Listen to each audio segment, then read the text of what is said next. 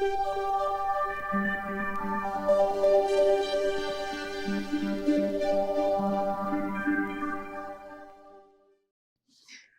celebrated American architect Stephen Hall called Nile's work original, and by looking at one of his drawings said, "I've never seen a drawing like that, and I've seen a lot of drawings for the last 50 years. Nile graduated from Columbia University in 2016, and since then he has been teaching at several architecture schools such as Columbia, Cornell University, and currently he's serving as a Douglas A. Garofalo Fellow at the University of Illinois, Chicago. He is a founding partner at the New York-based architecture firm Able Now, New York.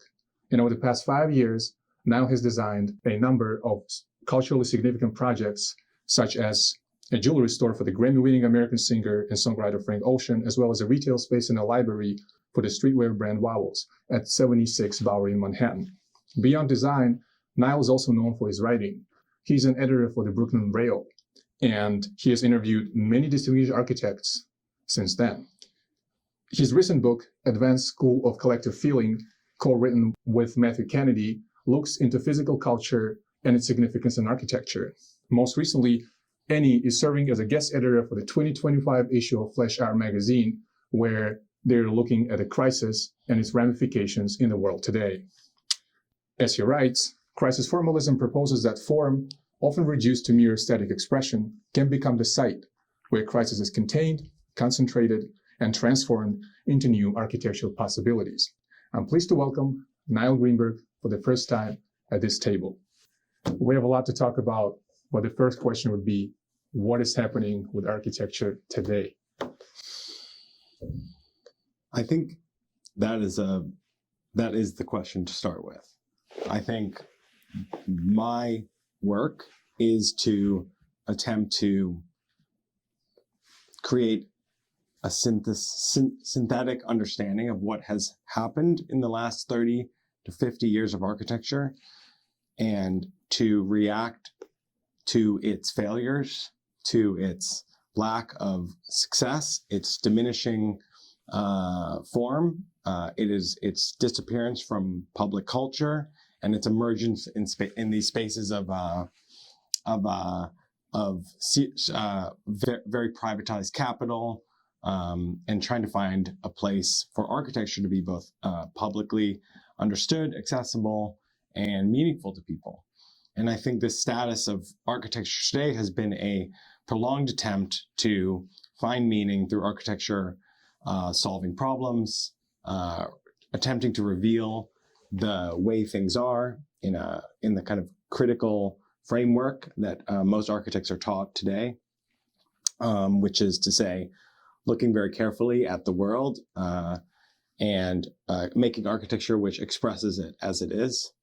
On the other side of that spectrum would be architecture which looks at the world, sees its deepest flaws, and attempts very Band-Aid style solutions, which do help and are important in certain scenarios, but in general, architecture is losing a battle of relevance. Would you say there's a lot of forces that are sort of influencing architecture, but the response that architecture has is not powerful enough, or it sort of is subservient to all these forces instead of creating its own agenda? Yeah, I think the forces which are architecture has always been implicated within the forces of the political economy which it lives in. So that means whether it's when there's a certain construction system which is dominant, or a sense of labor which is advanced to the extent that it becomes available for architects. So bricklaying or something being a popular trade. Simultaneously, that makes it easier to build with those trades. At the same time, architecture might be implicated through dynastic regimes in the 17th century. So it's someone who really, it's funded by the church or the aristocracy, right? But today, once again, architecture is deeply integrated into the political economy of how things are built, the way things are. Like, that's architecture's playing field. I think the biggest difference that has happened, and a very key difference, is that beginning in the early 20th century, the scale of what a single regime or private individual would contain was about the size of a city. So you had a kind of really massive amounts of space that someone could occupy. It was a very architectural size, a city, let's say. And now the forces that dominate this world are massive. They're global, they're interconnected. They do not resemble cities anymore. They are sinuous, complex organisms that have a hard time being understood as an object at all. And so architecture, which is still kind of in this long wake of the modern project, started in the 1910s, has not grappled with the scale of objects which do dominate this world, which are things like climate crises or interconnected travel or carbon extraction. So those are the kind of forces which architecture is suddenly situated within, which are so massive that it's very hard to imagine architecture being relevant there, but a speck of sand, in a desert of issues and objects. So this scale sort of all these forces sort of growing, and then architecture is just sort of lost within that. Yeah, architecture is often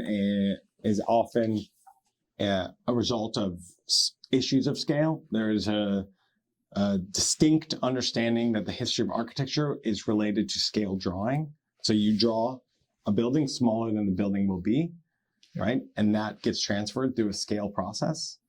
And painting or sculpture very much less has that kind of translation.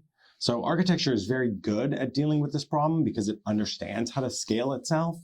But at this point, it was scaling big objects into smaller objects or small objects into bigger objects. But now the issues that are most interesting and powerful in this world are both massive, like sea level rise, and also tiny, like a semiconductor, or a algorithm, which are so thin and tiny that architecture has much harder time scaling down to something.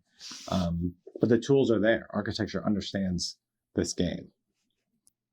Interesting. So there's not so much flexibility of sort of moving between these like local issues and then the sort of global, which I am curious about. And so when did your preoccupation with crisis started? Was it something that you, since day one that you stepped into architecture, observed? Or it has been growing over time and now it's the time to do it? So like when was the first sort of like official, maybe, when did the idea open in your mind that this is the crisis, like this is the agenda that you are dealing with? Yeah, I would, and it's a good question. I would credit Michael Abel Dang, my partner, for really kind of championing the side of crisis. I was very fixated since I began on the idea of how legibility was really changing, and how architectural form connecting to bigger issues was changing. And so there had to be a complete reformulation of the field of architecture so that work could be made relevant in the world of complexity. And I think crisis came later when we were really in the machine producing this edited issue of Flash Art called Crisis Formalism, where we started thinking, we had to understand a working definition of what the issues at hand were. And you could talk about technology, you could talk about collapse, you could talk about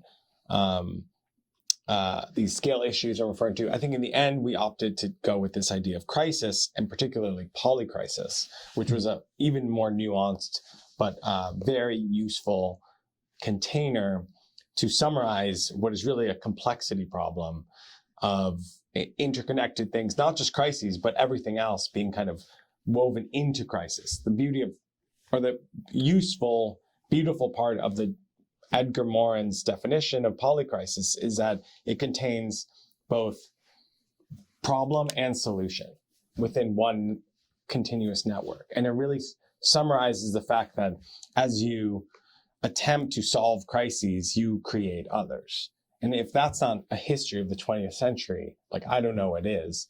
And so that container, which has both crisis and solution into a single snake eating its tail, an Ouroboros, that was very useful, right? And I think in my understanding of what I had grown to understand my whole life about architecture, as you're asking from a young age, at what point, like, you know, my kind of great faith in architecture is that to be in a building which has a clear form, not clear as in visually clear, but has a meaningful form, can open your eyes to the world around you.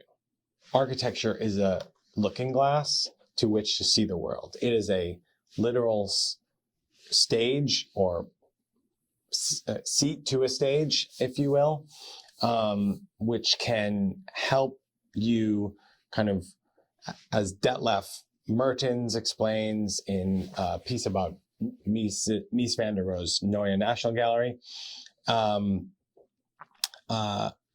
create to give form to the formless world around.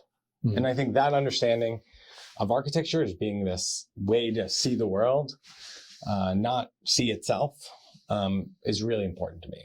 And so the bigger problems that are possible in that framework, crisis, polycrisis, problem and solution framework, 20th century, architectural legibility since the 68 in particular, I believe we are in a kind of plateau in the field, which needs to break.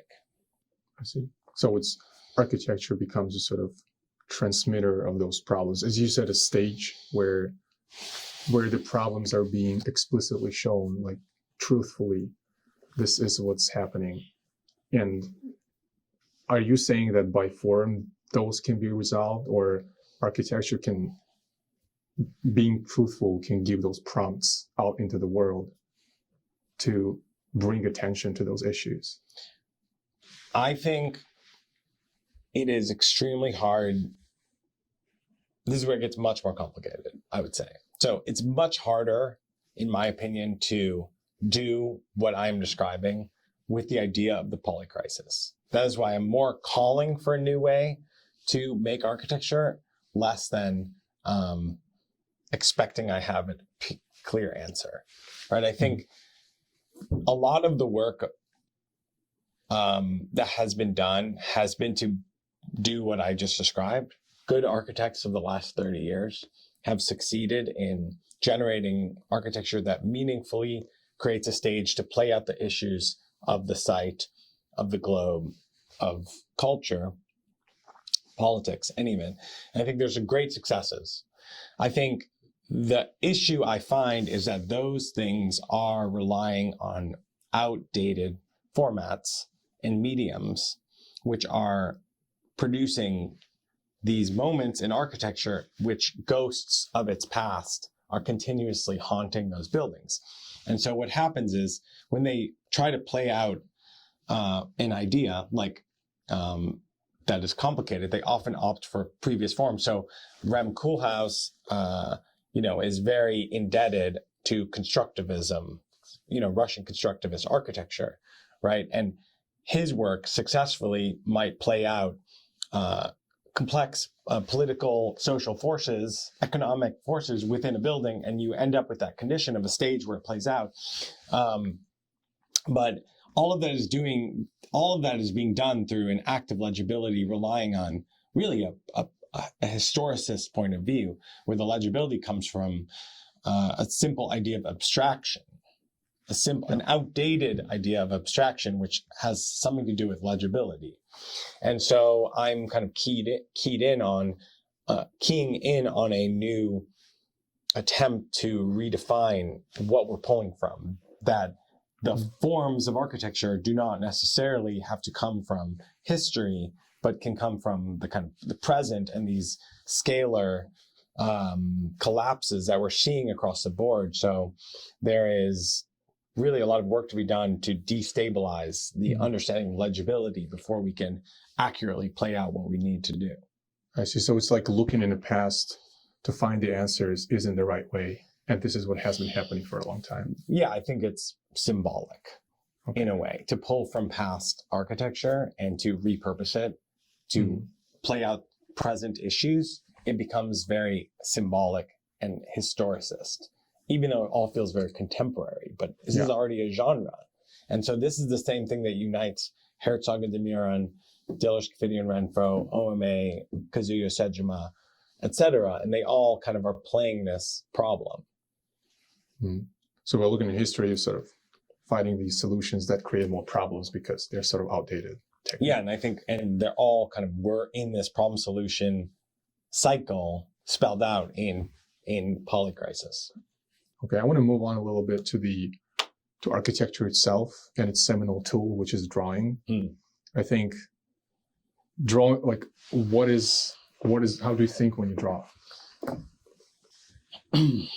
Well, I don't know who said it, but there's this idea that drawing is thinking, right? That you don't think and then draw, right? You draw to think.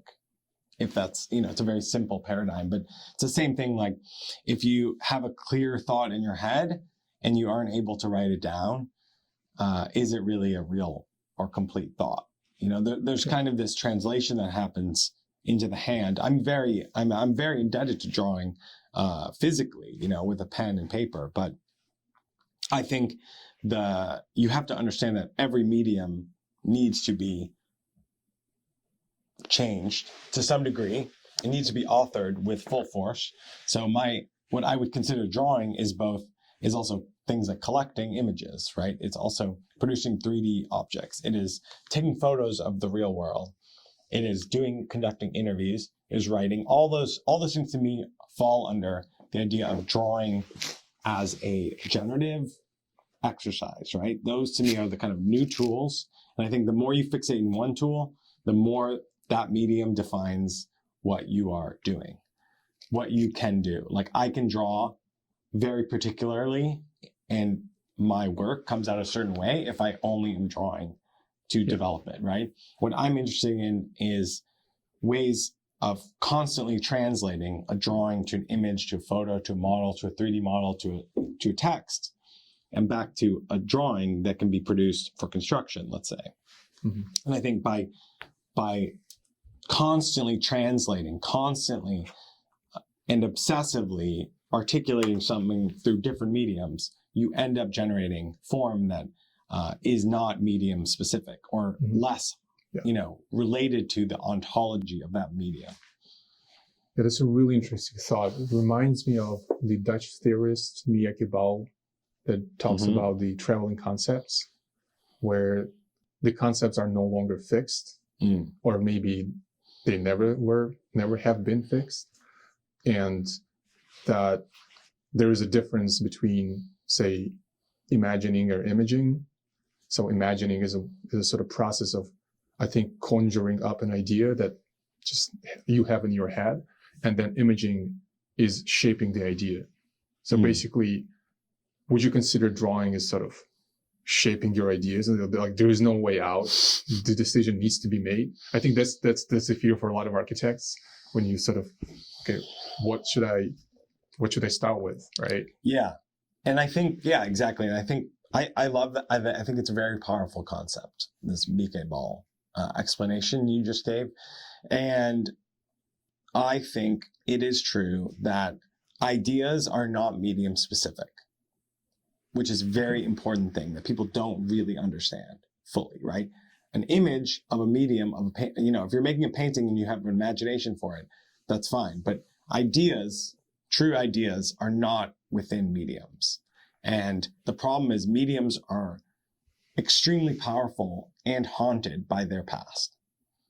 And so what needs to happen is when you have an idea, you need to test it against many mediums to find out where it is true and where it is false, because ideas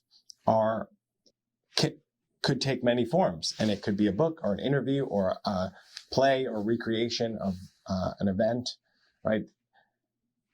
Which all of those things are amazing, and not all of them have to be architecture. But I think when you are an observer of the world and a critic and a person trying to make relevant work, you need to be hyper aware of the medium specific nature of everything and balance the reality of an idea with the coercion of mediums you're working in, which will inevitably manipulate your idea. So what's interesting is to try to make ideas cut through or generate a constellation of different mediums to express themselves. Because I think while we may be inventing new ideas, we're not inventing a lot of new mediums every day. So we are stuck in a handful. And without that, a fundamental transition in terms of mediums, we're going to have a hard time unless we understand how you cut each of them through with a spear of authorship of one idea. That reminds me of sort of the idea of like the difference of between architecture and building, as I think Pierre Vittorio Aureli describes it, the building as a ritual. And I think it just deformed the word, the process of building.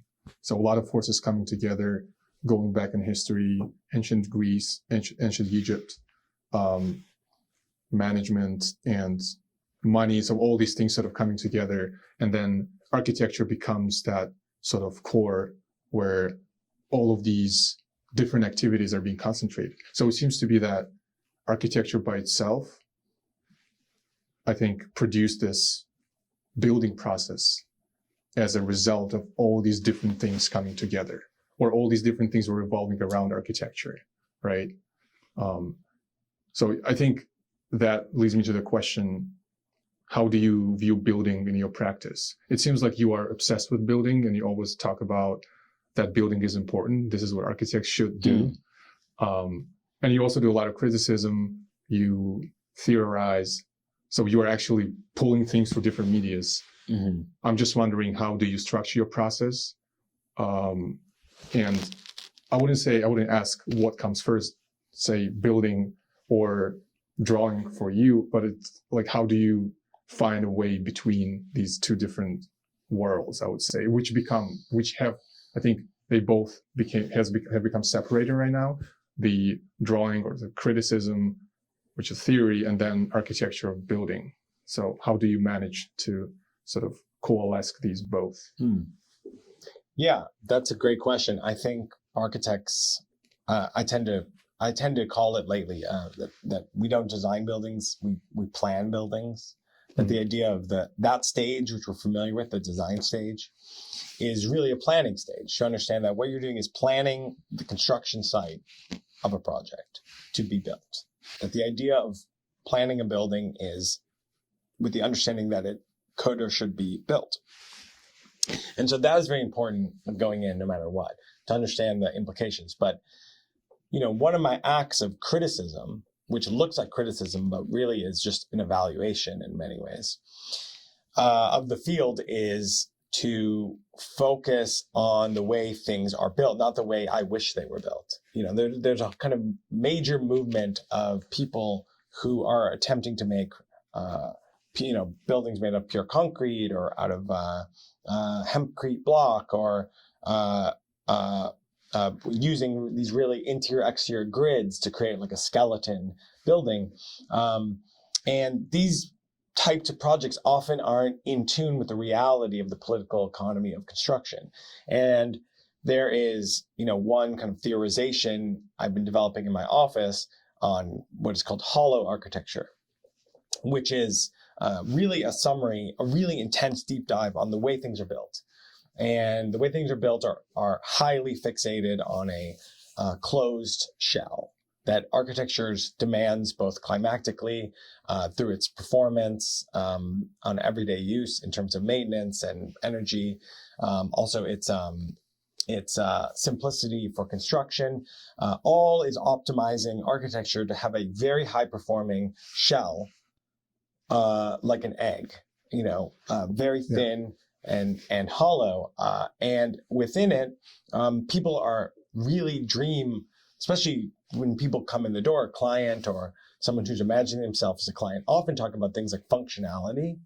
And I think the moment you enter contemporary building process, you very quickly see function clearly displaced by speculation of the interior. So people are really planning the interiors of their buildings with perfectly nothing in mind, and that their occupation of that building is purely for a temporary idea of how they will live, not a kind of permanent functional space.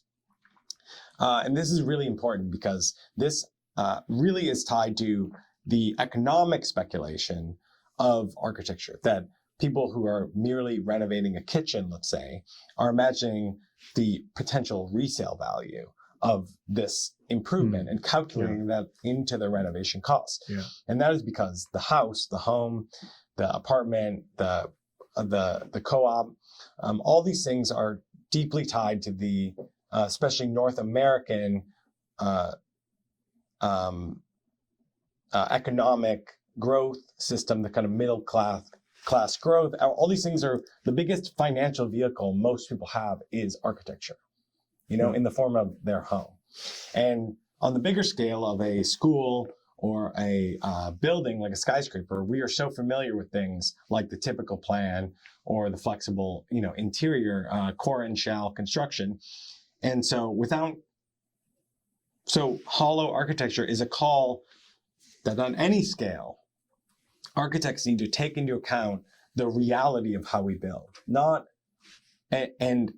and execute it with a full understanding of those implications, that the kind of speculative interior is more important than the functional one. People will never admit to that, but that is the case. And so whether we attempt to do that or undo that, that is the kind of dominant paradigm we're in. So when we're building, we are very, that type of criticism is very important for planning our projects, thinking just exactly what the political economy is doing. And while we might not have stonemasons to build a cathedral, we have facade engineers who are able to completely predetermine almost an entire building digitally in a very simple and legally binding, performance-wise, budget-wise project. And that's actually really a type of craft that no one will recognize clearly. Yeah, it becomes more like an ideological problem rather than just making a cool looking interior, which I think. And that's where this kind of study of the field as a construction site is important, or study the field of construction is important, especially now, because people are very nostalgic. And I understand why they want a concrete house, but that's not how we built. Yeah, I think architects need to confront in that sense, because there is a bigger agenda that needs to be addressed, right? So I want to move to another topic. You've been an editor of Brooklyn Rails since 2023. And also right now, I guess you and Michael both are guest editors for the Pinup magazine. I'm just wondering, Flash Art. And I'm curious how working as an editor and writer have influenced your the way you practicing architecture specifically, maybe for the last, say, 2 years, 3 years. Yeah, it's come at an interesting time. We've been very busy practicing, very busy office. And it was to take on a kind of editorial role in the context of a popular arts magazine, not a niche architecture magazine, or not even a popular architecture magazine. The reason I was interested is the context of architecture within the Brooklyn Rail, being a part of, being side by side with an arts section, poetry section, music section, film section, right? And if it's not clear, I have a real medium, I have a very real interest with how mediums are playing out. And I wanted to have architecture be a place of opportunity for many people to access. I truly believe that architects love making publications for one another. And that's actually a problem to some degree. I think it creates really special things, but I think there's so many people in daily life that want to discuss hardcore architectural topics. And while not everything we do is a hardcore architectural topic, my interest was placing very weird and niche, analysis of a geometric corner with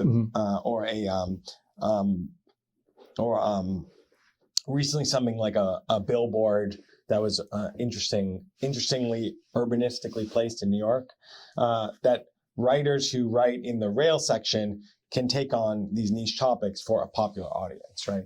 I think for me, like for Flash Art was much different, in which that was like a hardcore dossier for the kind of on architecture. Like that is, I would say, for architects by architects in a more classic sense.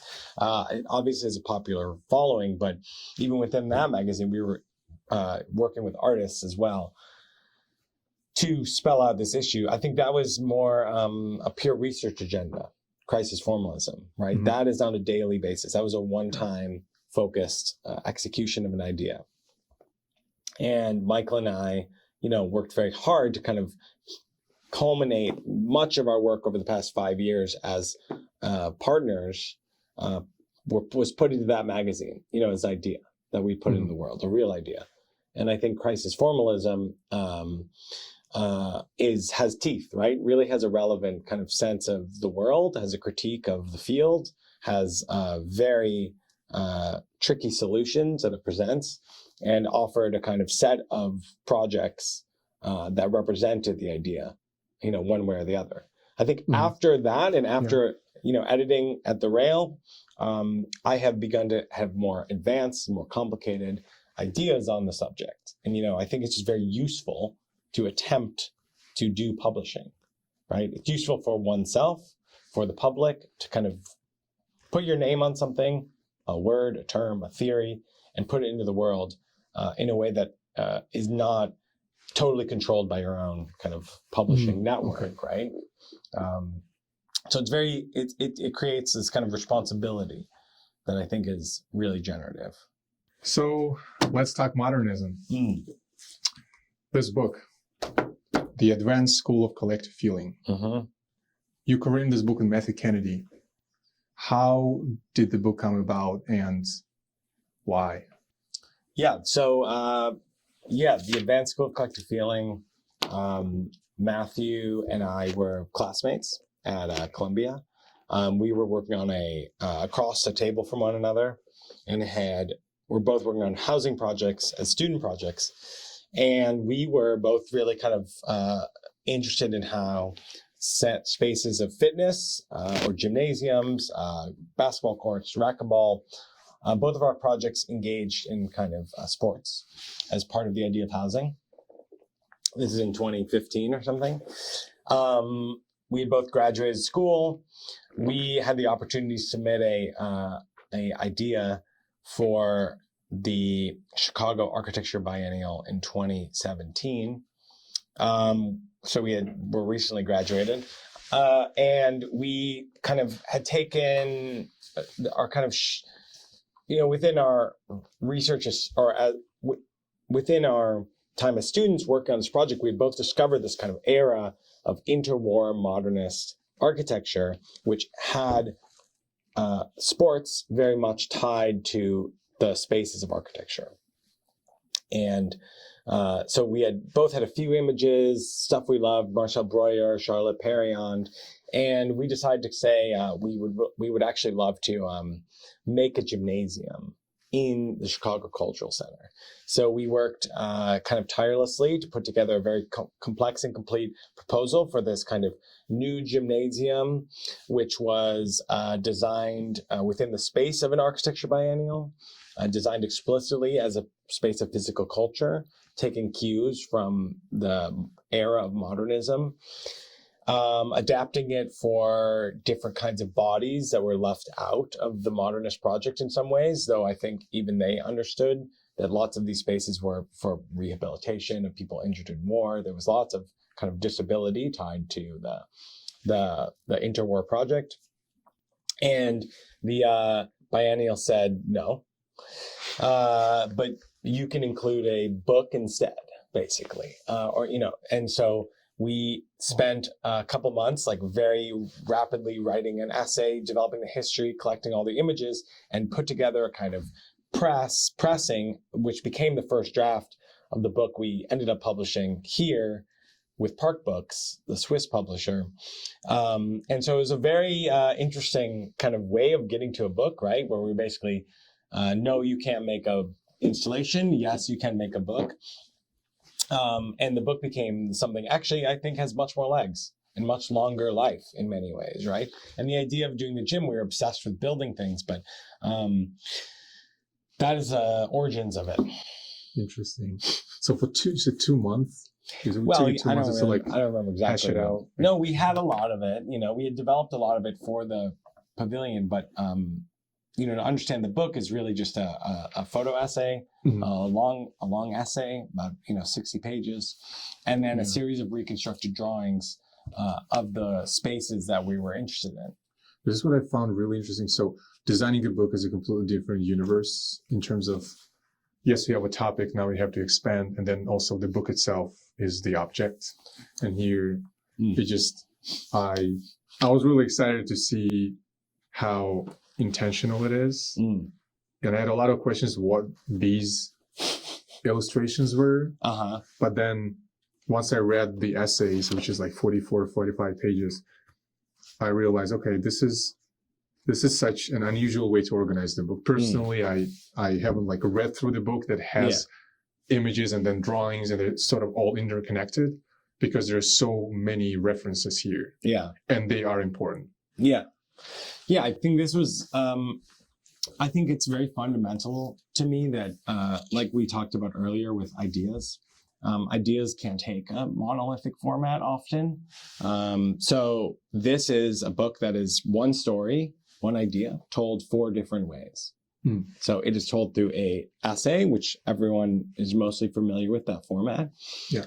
And then it's followed by a photo essay, which is basically the same story you just read in sequence of images, chronologically the same way as they come up more or less in the essay, with captions of each, which tell the story through that format.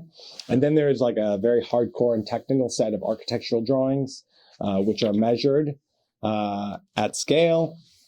And the book, which is complicated to flip back and forth with, like of course has a book ribbon in there, which takes the form of an architectural scale. So you can actually, roughly measure everything in the book. And then finally, we felt that the 4th chapter was more a hedonistic expression of the life of this space, right? Not just the kind of technical drawing, but also the kind of illustrated joy that is meant to take place, because otherwise it feels very dry, right? Yeah. So to introduce some sort of playful joy, it's part of the story. Like it is a story of spaces that are not like, they are, just to summarize what the book is, because I didn't really explain it, is the book is the story of how the architecture of the 1920s and early 30s, which in Europe, which was became the biggest export of architecture globally at that time, but through formats like winning the war and colonialism and all these things, but was all stemming from this interlacing of domestic space with the space of gymnastics, working out. They called it physical culture. So physical culture being the kind of the easiest word to describe what all what these activities all kind of were ideologically, and how physical culture was an idea that the body, your body, my body, was a part of a collective body. That there was a spirit to working out, a real theory that developed much earlier in the 16th century, 17th century, 18th century, where kind of your own kind of control of your body became a part of a collective movement. And that's that spirit that drove these architects to generate spaces which dealt with this core problem of mass-produced housing, which is how do you grapple with the paradox of individual housing with collective living? And it's like within that paradox that physical culture became this way to integrate the one with the many. And so that's the kind of summary of the book. And so it is an essay on the development of of domestic architecture in that era, integrating physical spaces, literally simple things like punching bags we see as emblems, dance studios within apartments, and how those really begin to resemble the modern aesthetic as we know it. Yeah, I really enjoy that sort of the explanation of the flexibility that the modernist architecture creates, where like Willa Tungenhat, for example, by Mies, that allowed for the dance studio to take place. And also what now seems to be just a cool Rick Owens gym that everyone wants to have actually sits in 18th or 19th centuries, like stems, as you said, from like Rousseauian ideas of cultivating the body, not only cultivating the intellect, the mind, but also the body. And that the body the body is your sort of instrument that allows you to be more intellectual or be more humane. And that sort of, now I'm thinking about it, makes sense because this is more humane. This is a human being. And this is like the humanity that you were talking about. And I think that now maybe has become lost in terms of like the way we view modernism now as a period. And I think you give this, the criticism of how less radical modernism has become, but it actually had those tools that allowed for a new way of living to be accommodated, right? Mm-hmm. And as you said, physical culture became that, like the component that allowed for that to be manifested, right? Yeah, I think it's crazy. It's actually crazy where we've landed on this, how far it's come, right? Because when you imagine a clean, modern space built today in its kind of highest form, you feel like you must be silent. You must be still. You must walk slowly. Absolutely. And that is because we've come to know that as a space of this kind of serenity. But in the time, the only thing familiar with that aesthetic, the only thing that looked like that was a gymnasium. They were pulling directly from the aesthetics of gymnasiums, swimming pools, like into their spaces. So the obvious thing to do in a space like that was actually to dance or work out or what, or kind of move. So this is very crazy turn we've had, where like suddenly the space that was most ecstatic, robust, playful, has become the most kind of like institutional, controlled, scary. And it's like, and this is like a massive failure. This is a massive failure because that space, that playful space of interwar modernism, is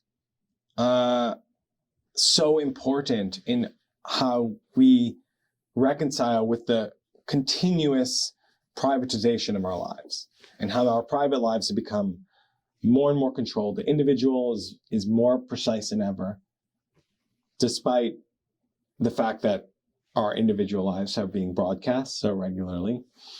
But I think this was an idea to say, no, architecture and domestic architecture can bring ideologies of collectivity into this individual space.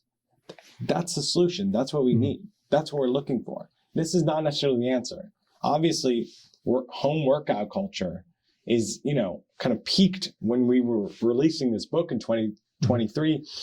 Your Peloton and other like-minded, home gym brands that were essentially like becoming massive stock market successes and infiltrating everyone's home on kind of supply chain, despite supply chain snafus, kind of we have to get these containers of bikes over to America where everyone's at home. But I don't think that's not the solution today. This was an attempt to show that architecture can hold the potential of the individual and the collective being connected. I think it's a good point to talk a little bit more about your background. You work at Soil, you work at Moss Architects and Leong. So how your experience working at these offices have impacted where you are right now? Working for people you respect is very important. It's not every day that you respect someone. You can learn a lot from those experiences. I felt myself fighting every day in those spaces where, while I understood what was happening or was exploring new territories, I also kind of always found this urge that there was something missing for me and for the work, and that there was another way to view architecture, one that was more complete, that took into account more phenomenon, that dealt with more complexity, that was less of a bit. I think I spent the most time of those offices at Solid Objectives, So. When we began, it was extremely small. It was 3 or 4 people. By the time I left, after a few years, had grown quite large. And we had won the UC Davis Museum of Art, which today is built. Was a kind of very, very fascinating kind of product of American construction methods and understanding the environment of projects here. And so that was a good experience.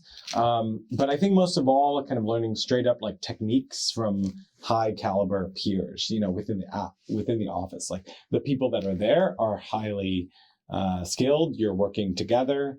I think working together in big groups in competitive environments is one of the most kind of influential aspects of learning architecture, which is trying to win basically by having your idea most kind of clearly address the problem, the problem of the project, that is. So whatever you're trying to summon, like working with these people to both within and against each other to kind of debate and generate a project that like kind of aligns most clearly with the vision of what it's meant to be.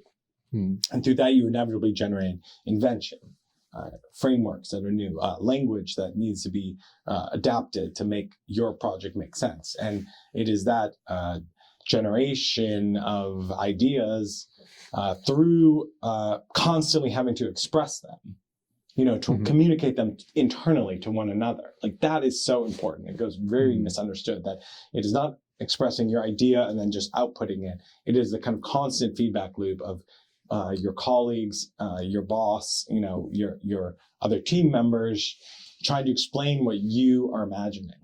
And it's that process that generates really intense discourse internally on any given project. And through that is the way you kind of need to make buildings, right? I mean, something that is like, can be understood by many people, like starting with your kind of small group and going outwards. And the bigger groups I'm on, the more flexible the frameworks, usually when the best work appears. I don't think everyone imagines that they can if they sat long enough in a room by themselves, they would make something really innovative. Like your egg. It is that kind of idea of this traveling concepts. It's a problem, right? That, you can express something, but if you don't have the kind of feedback to make sure it can be understood, it's harder to kind of tune it to that extreme level you need to be at to be inventive. Interesting. So you would more consider, in your experience, that working in the office is less just making a drawing set, but mostly getting your ideas criticized and then sort of being within those multiple passes that the ideas are just like bouncing back and just flying from different people. And I think, did you have a lot of that experience? Like, did you start from just, I would say, drawing, just sitting in front of a computer doing CAD drawings, or you were instantly recognized as someone who will be able to contribute to, as you said, a small team at Soil, for example, 3-4 people? Were you in that group of people generating from the very beginning? Yeah, it's a good question. I mean, in these contexts, the offices are all small enough that everyone has to be a designer, right? I think in other contexts that I have worked outside of those examples, I've fought my way to be sure that I'm in that role. I'm not going to ever not be in that role, right? Yeah. But, there's some battles that are not worth the winning, let's say, in which case you need to find your own space within it, right? I don't think also that designer thing is the key to being an architect.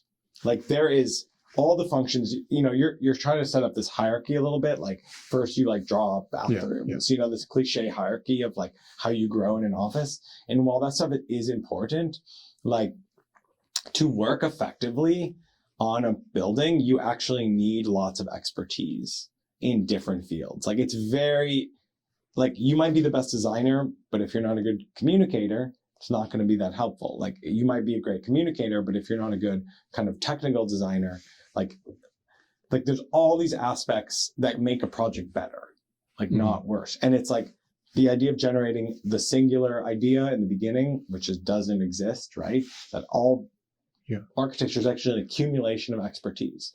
The way we were talking about earlier, like all these forces come into a project. That happens within an office too. You need expertise, like different, I have a partner, we have different skills. We have people who work for us. They have different skills. They are better at certain things than I am. Just, I don't want to hire people who are worse than me. I only want to hire people who are better than me. Like that is how the world works. Like you need stuff Absolutely. You need to kind of build expertise within your own world, because otherwise you won't understand what's in front of you. Like who could? All the chat GPTs in the world, you're not going to know what you need to know to synthesize even the complexity of a building, let alone the complexity of bigger containers that have to be designed. So within that process, it's definitely important to be able to accept, like be intelligent in that sense, to accept multiple views and ideas, which is, I guess, at school is really hard because you are being locked in your own world to a certain degree, which might be fine, I think. But you're still within the kind of testing ground of you're with like-minded people. You have a project, they have a project, the next person has a project. You're all kind of testing your ability to establish a position, but also technique that relates to position. And those things together create an idea that can be expressed in the world or a meaningful form. I think the beauty of school and the environments I'm describing is the constant need to formalize ideas, the constant iterative need to formalize concepts as architecture. Like that is the hardest thing. People think it's easy. People think it's a progression of like idea to like sketch model to like concept to whatever to a building. Like it's not. It is an extremely iterative process of like constantly going to what does it look like? What's the idea? How is it built? What's the idea? Yeah. What are the materials? What's the idea? And we're visiting that back and forth. And it's that constellation. It's just extremely hard to deal with. It's extremely hard. And you also have to know yourself, which honestly is for some people is the hardest, right? Too many ideas, too much absorption of media, too sponge-like, right? There's so easy to kind of, and this is for, speaking for myself, like I have a voracious curiosity for the world of architecture. So I've just absorbed an incredible amount of both architectural history and contemporary architecture. Techniques, imaging techniques, presentation techniques, and there's honestly I'm hitting not a roadblock, but there's a kind of interesting moment where I'm like, whoa, I like always in a project have to step back and like know myself, know what I really believe and what I think or what I'm projecting. And anything when I truly believe something, it is almost always a success in some way, it just works much better. It's very hard to project elsewhere. Yeah, so there's like some sort of vulnerability that is intrinsic, especially now with the abundance of everything everywhere.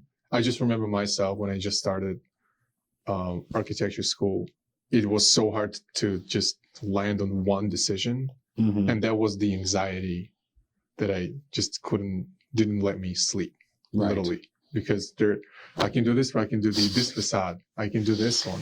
I think that's exactly what you're talking about. And for students, for people who learn about architecture, which seems to be one decision that was made and formalized, is actually a long process of going back and forth. And it's not rational, right?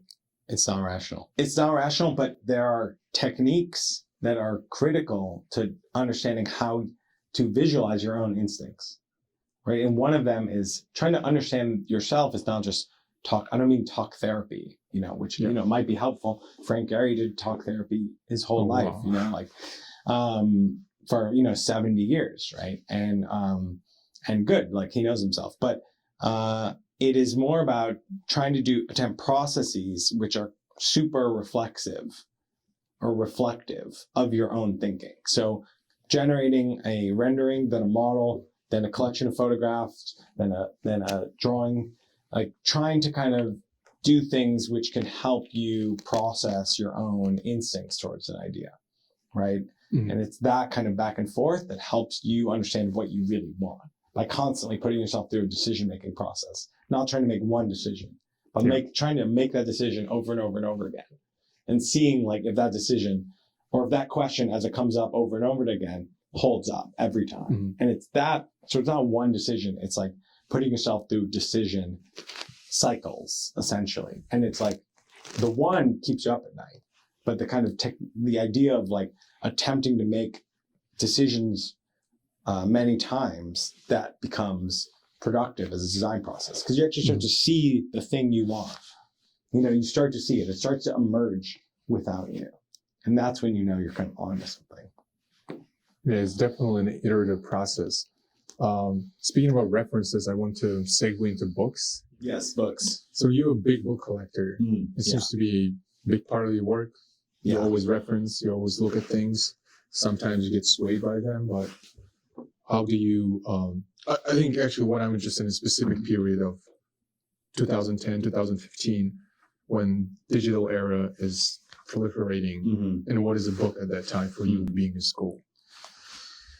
Yeah, I mean, I think it's correct. I discovered I wanted to be an architect being online, really being an online, voracious kind of digital person, on early platforms, like, early social media, early weird internet stuff, learning about architecture that was like very digital first. Right. That was really my foray into the medium.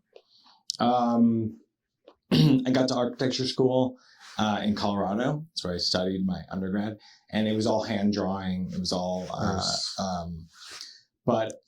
which was really nice. I don't view it as some like super critical part of my working method, but was really useful to learn, from hand first. I failed out basically. I had to have these meetings, like whatever, because I wasn't like, kind of indebted. I was like, what? It felt nostalgic to me, felt like something was wrong. But, I kind of was very unhappy in my first years learning architecture.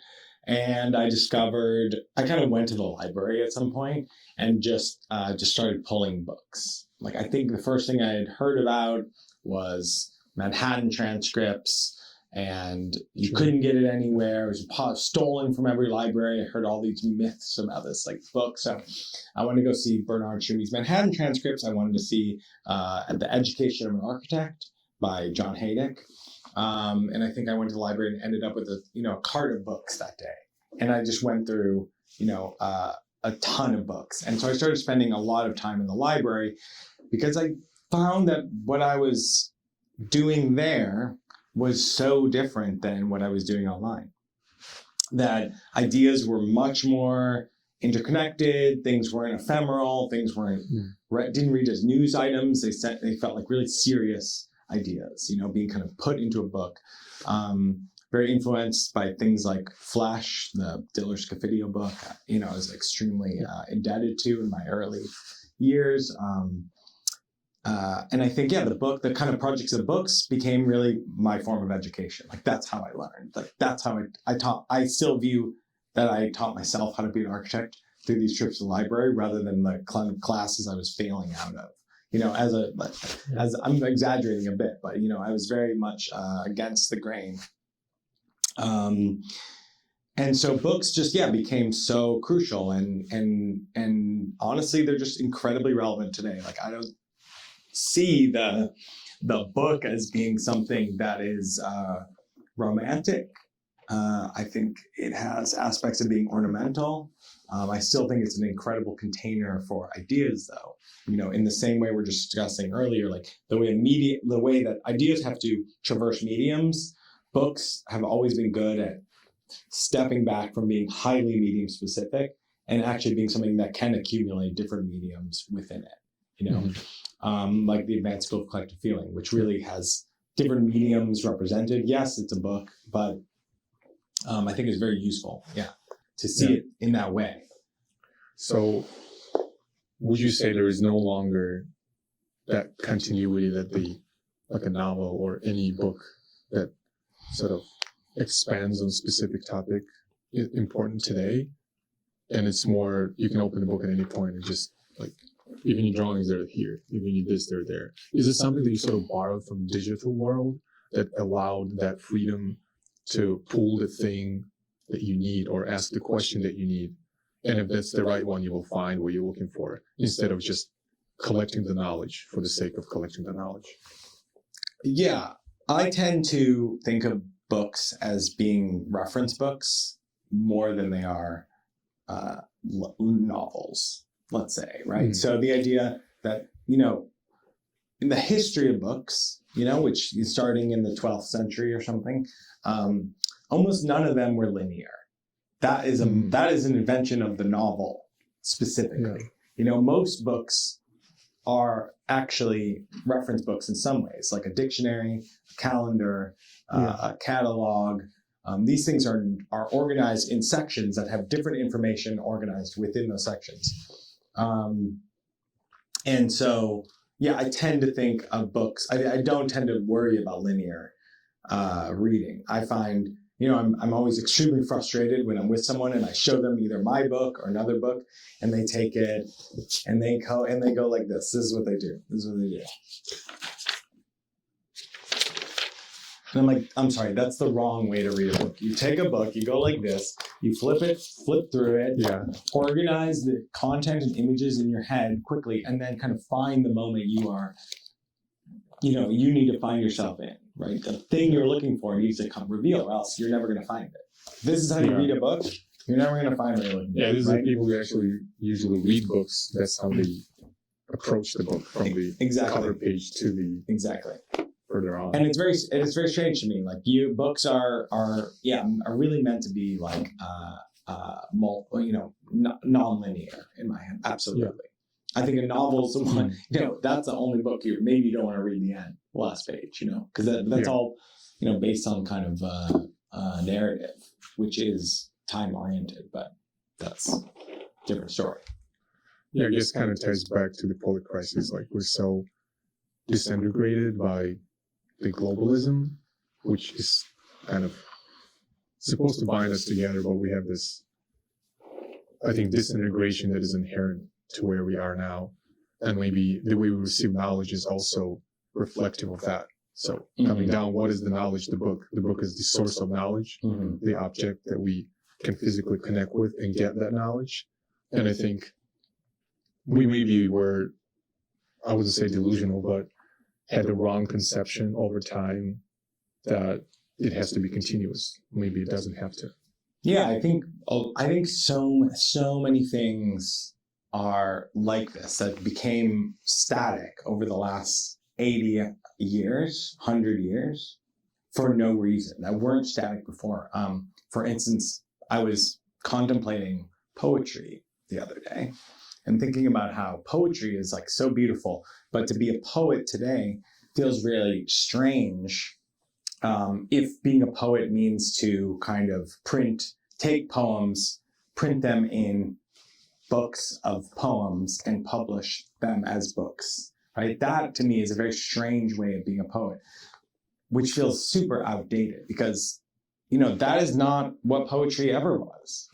I don't know at what point poetry started being printed in books, but it certainly is not its true form. Its kind of great form is oral tradition. It's an oral declamation.